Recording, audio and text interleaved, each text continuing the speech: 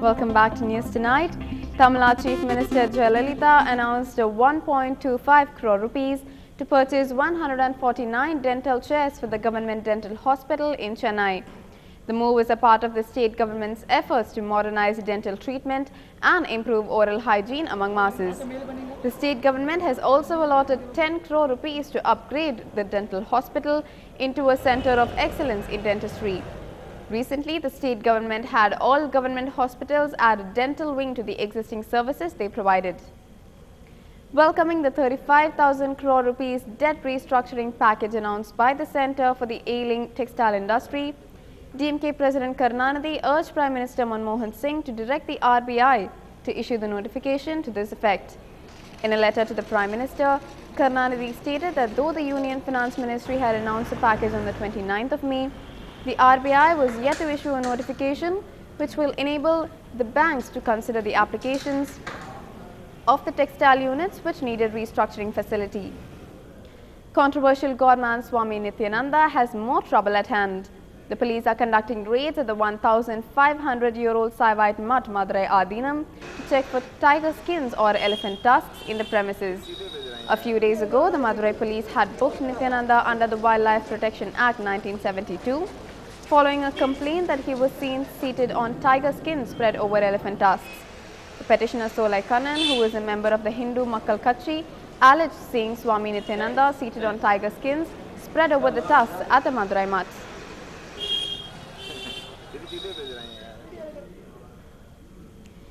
In another scene, a huge parcel containing almost all items banned in the prison manual was thrown into the Coimbatore Central Prison compound last night. The parcel contained around 25 new cell phones, 2 old cell phones, 4 chargers, 5 extra cell phone batteries, a CD player, 351 compact CDs and DVDs, 25 pairs of headphones, 14 packets of cigarettes, a torchlight, 25 Gutka packets and batteries, besides 2 computer notebooks. All the items have been seized.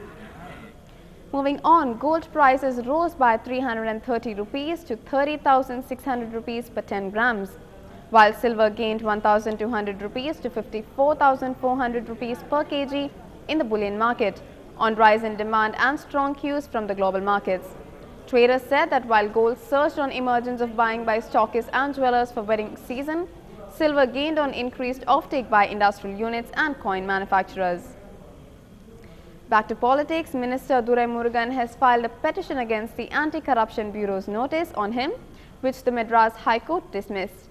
The Anti-Corruption Bureau had conducted raids at Durai Murugan's residence and his properties a few months back. On that basis, the police had filed a case and sent a notice asking him to provide his property details.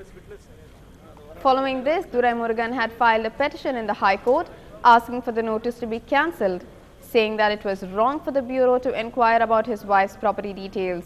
The case came up for hearing before Justice Chandru, who dismissed the petition.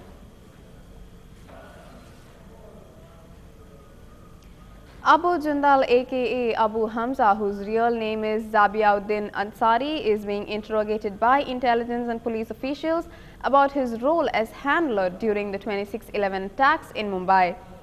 Hamza has allegedly confessed that he was in a control room in Karachi during the attacks and that he served as one of the 6 handlers who instructed the 10 terrorists in Mumbai on how to execute the attacks at different landmarks. He has allegedly said that officers from Pakistan's ISI were also in the control room.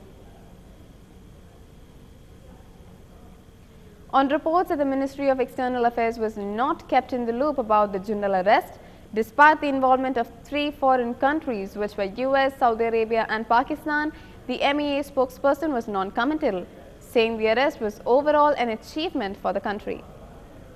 If there are questions of an operational nature which involve intelligence issues, we would not expect us to share this openly in a public platform. These are matters which are of a sensitive nature. These are matters which we operate in a manner which is not publicly standing up on trees and shouting about it. So please understand that the achievement is of India as a country.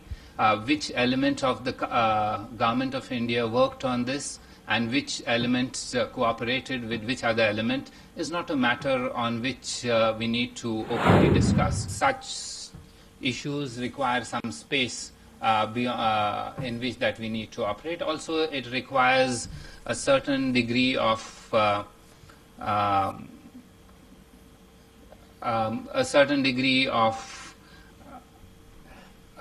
depth for us to work without being asked to give you a sort of a ball-by-ball commentary on this. So please do understand, we will at a certain stage when we are ready for this, we will provide information on this, but please don't expect us to say, well, this morning this happened and afternoon this further thing happened. I do understand we are all great connoisseurs and interested in very rapid commentary, including on T20, but this certainly is not that sort of a match.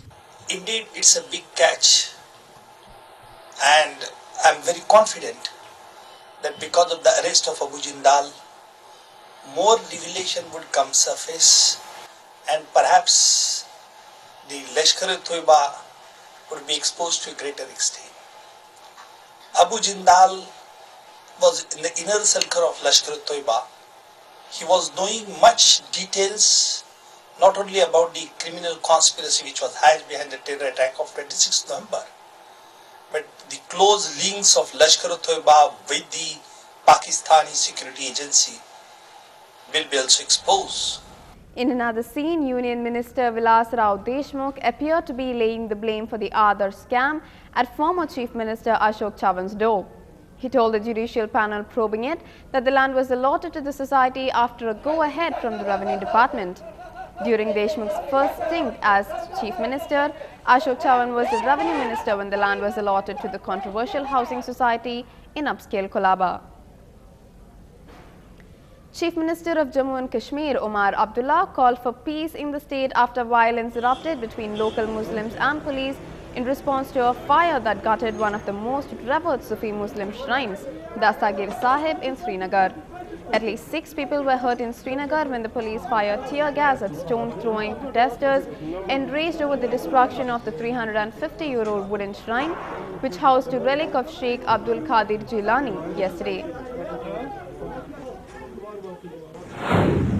Once the cause of the fire is established, at the same time the dismantling of the old structure will take place, and we already have the map, the plans of this prepared by INDAC. We appeal to everybody if they have any regard and respect for this shrine stood for tolerance, it stood for peace, it stood for everything that this state believes is positive. With their hunger strike entering the 3rd day, Air India pilots demanded justice, remaining adamant to their demands related to career progression and other issues. Pilots of the national carrier assailed the government's Ministry of Civil Aviation for turning a deaf ear to their woes and said that the pilots were terminated unlawfully. The Air India pilots began their indefinite hunger strike as their agitation entered the 48th day on Sunday. They started with 11, and if you can see behind me today there are 15 of us. More are joining both in Delhi and in Bombay. There is only one cry, one demand, that we want justice. We have not asked for any monetary gains. We have just asked for a career progression, which was a justified demand. On to Borderline News, India and Pakistan's foreign ministers meant to hold talks on the 18th of July are to reschedule their session.